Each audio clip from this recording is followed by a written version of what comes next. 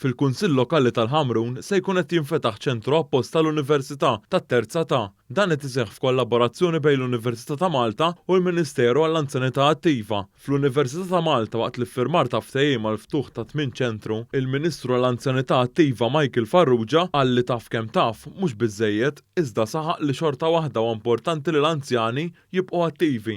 Għal kif l-Università tat-Terza Ta' tindirizza diversi ħtiġijiet għall-anzjani hekk kif tagħmel ħajjithom aktar attiva anke fl-aspett mentali. Din naħdmu ħafna fuq il-bidliet kollha li hemm bżonn strateġija għas-7 snin li ġejjin fejn tidħol anzjanità attiva. Illi allura tinkorpora kollox. Illi l-anzjan qatt mu tard għalih biex jitgħallem.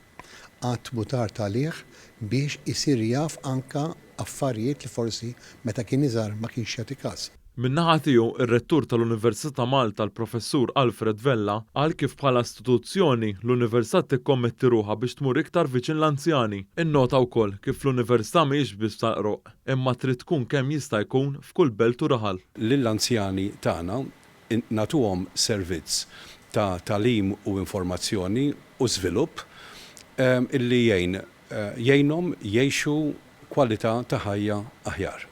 Il għaliex nerġa' ngħid huma parti importanti mis-soċjetà u l-Università ma tistax tinsa illi jeżistu.